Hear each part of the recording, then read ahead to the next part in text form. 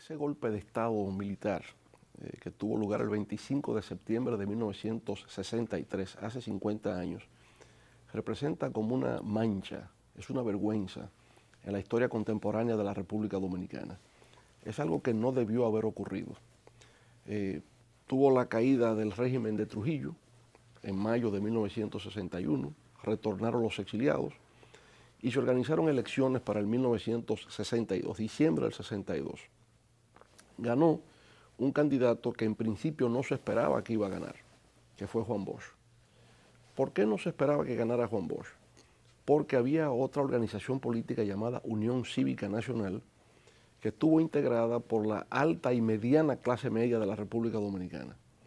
Gente que en efecto tuvo una lucha antitrujillista en el territorio dominicano, pero que políticamente eran muy conservadores y consideraban que ellos iban a ser los herederos del poder político de Trujillo. Llega Juan Bosch, llega el Partido Revolucionario Dominicano, que estuvieron en el exilio, durante 25 años en el exilio, fundamentalmente radicados en Cuba y en Venezuela, muchos de ellos. Y cuando regresan, modifican el debate político del momento. En lugar de ser una lucha entre trujillistas y antitrujillistas, Juan Bosch planteó que era una lucha entre lo que él denominó tutumpotes e hijos de machepa, utilizando mucho el lenguaje popular. Los tutumpotes eran los ricos conservadores y los hijos de machepa los hijos del pueblo. Entonces le dio un giro de carácter social para tratar de defender los intereses de los excluidos y no solamente dejarlo en una lucha política de trujillistas y antitrujillistas que escondía los intereses que verdaderamente perseguían lo que se llamaban antitrujillistas, pero eran conservadores y no estaban pensando en la defensa del interés popular. Entonces, sobre esa base, Juan Bosch gana las elecciones. Pero al ganarlas hay mucha intolerancia, hay mucha intransigencia, y del primer momento hay un asedio contra el gobierno de Juan Bosch, es un acoso permanente. No hubo nunca estabilidad política en los 7 meses de gobierno de Juan Bosch, no hubo gobernabilidad propiamente porque desde un primer momento hubo conspiraciones, hubo un complot, hasta para que Juan Bosch no se juramentara. De manera que durante su gestión eso continuó en una coalición de fuerzas donde estaban esos grupos conservadores, un sector de la Iglesia Católica en aquel momento que planteaba que el gobierno era muy tolerante con los comunistas y le exigían que persiguiera a los comunistas, un núcleo también que estuvo en el exilio, antitrujillista, pero que nunca perdonó que Juan Bosch ganara en forma tan abrumadora aquellas elecciones, un sector de los militares que querían prebendas y privilegios que Juan Bosch no les concedió. Todo eso se coaligó con un sector también de los Estados Unidos, no todo el gobierno norteamericano, porque hemos visto en los documentos posteriores en la historia que, por ejemplo, Kennedy y el grupo liberal no quería el golpe de Estado, pero había otros vinculados al Pentágono, al complejo militar industrial, que de alguna manera lo estuvieron alentando.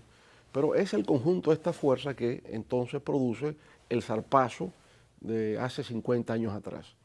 Consecuencias inmediatas de esto, bueno, el luto, la sangre, el dolor y el retraso en su desarrollo para la República Dominicana. Porque como resultado de ese golpe de Estado que cercenó las libertades públicas en nuestro país, que impidió el desarrollo de una democracia plena, se produjo entonces, 2 años después, en 1965, la revuelta cívico-militar que en la República Dominicana conocemos como la Revolución de Abril de 1965. ¿Y cuál era la consigna de la Revolución de Abril del año 65? La vuelta al poder de Juan Bosch. Que el presidente electo por el pueblo vuelva al poder. Pero ustedes recordarán que estábamos entonces en una época de Guerra Fría y lo que se quería evitar era que la República Dominicana fuera la segunda Cuba. Lo que se quería era que la República Dominicana no cayera bajo la influencia de la Revolución Cubana. Pero la Revolución de Abril de 1965 era una revolución nacionalista popular, que lo que procuraba era devolverle al pueblo lo que el pueblo había elegido, su presidente, en el año de 1962. Bueno, como consecuencia de eso, entonces el gobierno de Lyndon Johnson envió 42.000 marines a la República Dominicana con la finalidad de aplastar el movimiento popular boschista del año de 1965. Y eso fue un error colosal de parte del gobierno de Lyndon Johnson, que confundió una revolución nacional popular con una revolución socialista que no lo era en aquel momento en la República Dominicana. Posterior a la intervención norteamericana. Entonces se dan los 12 años del gobierno del doctor Joaquín Balaguer, que no son los más afortunados en la historia de la República Dominicana, porque fue una contrarrevolución en el poder, por lo menos los 10 primeros años, donde hubo persecución y represión y presos políticos y exiliados, y por tanto no hubo verdadera paz en la República Dominicana hasta el año de 1978, que es cuando se produce una transición democrática, llega el PRD al poder, retorno de los exiliados, no hay presos políticos e iniciamos una nueva etapa, que es la que estamos viviendo en estos momentos en la República Dominicana, de consolidación de un Estado democrático y social de derecho, con la garantía de un crecimiento económico sostenido, que haya desarrollo económico y social, el impulso a nuestra identidad cultural y nuestra presencia en el ámbito de los foros internacionales. De manera que esa es un tanto la trayectoria que ha tenido la República Dominicana desde la muerte de Trujillo en el año de 1961, una dictadura férrea, brutal, que cercenó las libertades de nuestro pueblo durante más de 30 años, y lo que ocurre a la muerte de Trujillo, que culmina entonces con la elección de Juan Bosch como el primer presidente democrático elegido libérrimamente por el pueblo dominicano, y su derrocamiento tan solo 7 meses después de haber asumido el poder con ese mandato legítimo dado por el pueblo dominicano.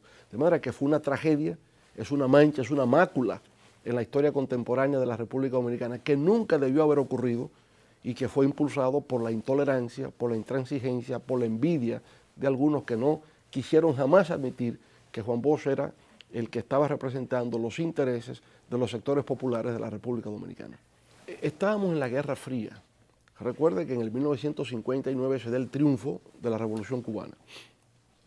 Ese triunfo de la Revolución Cubana es solo la base del derrocamiento de la dictadura de Fulgencio Batista. En la República Dominicana es muy parecido. Tenemos un dictador todavía hasta más tiránico y opresivo que Batista, que es Rafael Leónidas Trujillo. Entonces el temor de la época era que la caída de Trujillo diera lugar a una repetición de lo de Cuba y que viniese una revolución socialista al estilo cubano. Pero en la República Dominicana eso no era posible, porque después de la caída de Trujillo se crea un gobierno provisional, el gobierno del Consejo de Estado, que organiza elecciones. El drama es que alguien ganó las elecciones, que fue Juan Bosch, y Juan Bosch se propone hacer reformas dentro de su gestión de gobierno. ¿Reformas como cuáles? Reformas, por ejemplo, como el permitir que los trabajadores, los empleados de las empresas privadas, participaran en la distribución de las utilidades.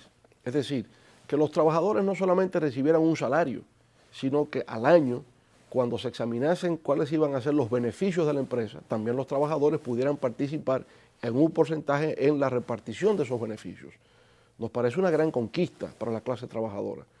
Juan Bosch estableció un límite al latifundio y estableció un programa de reforma agraria, de entrega de tierras, de títulos de tierras y asistencia técnica por parte del Estado a familias campesinas. Juan Bosch estableció lo que se llamó la ley de confiscaciones, que era la confiscación, ¿no?, a los bienes de los Trujillo para que pasara a manos del Estado. Pero mucha gente que estuvo a la sombra del trujillismo y tenía bienes mal habidos se opusieron a esa ley de confiscaciones porque querían mantener la propiedad ilícita e ilegítima de lo que correspondía al pueblo dominicano.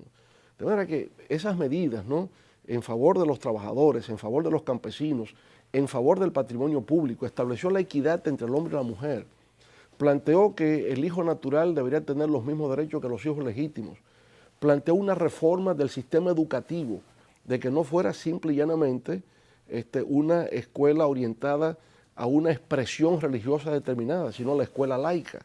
Y en aquel momento eso no fue aceptado, de que hubiese una diversidad de ideas en lo que era el fundamento de la enseñanza pública. Luego, todo eso en conjunto se cree, bueno, eso de que escuela laica, eso es comunismo, eso de expropiación de tierras para entregarse a los campesinos, eso es comunismo. Y esa intolerancia que hubo en la época, nada más le permitieron a Juan Bosch 7 meses de gobierno. Aquello fue algo que colapsó inmediatamente porque hubo una intransigencia por parte de grupos que no tenían valores democráticos, ni cultura democrática, ni compromiso con la democracia dominicana naciente en aquellos momentos. Mire, el legado de Juan Bosch es inmenso. no solamente por el papel clave que desempeñó como líder del exilio frente a una dictadura en su país y su compromiso en la lucha democrática contra dictaduras en otros países, porque Juan Bosch no solamente estuvo en República Dominicana, sino que respaldó la Revolución Costarricense del año de 1948. Juan Bosch colaboró en Venezuela por la apertura democrática a la caída del régimen de Pérez Jiménez. O sea, Juan Bosch fue una figura regional. Ya como actor político aquí encabezó el primer gobierno democrático y luego de su caída y de la intervención norteamericana se convierte en un símbolo de redención hacia la soberanía de los pueblos. Pero Juan Bosch también es un agudo pensador político y social y tiene una obra intelectual que sirve de referencia para la comprensión de la historia de América Latina, de las luchas de resistencia contra poderes coloniales exteriores y contra fuerzas cavernarias al interior de nuestros pueblos que contribuyen a una comprensión, a un entendimiento por parte de las nuevas generaciones de las fuerzas históricas que se mueven cuando se quiere construir un proyecto político. Yo diría que como pensador Juan Bosch es hoy día de una lectura obligada para entender los procesos contemporáneos que se dan en América Latina y en el mundo. De manera que su legado se da como actor político por la democracia, se da como símbolo de redención de los pueblos y se da como pensador y como analista agudo, penetrante, para la interpretación de los fenómenos incluso contemporáneos, porque su pensamiento tiene total vigencia y sirve por consiguiente de marco referencial para poderse insertar de manera positiva y con posibilidades de éxito en lo que es la lucha contemporánea.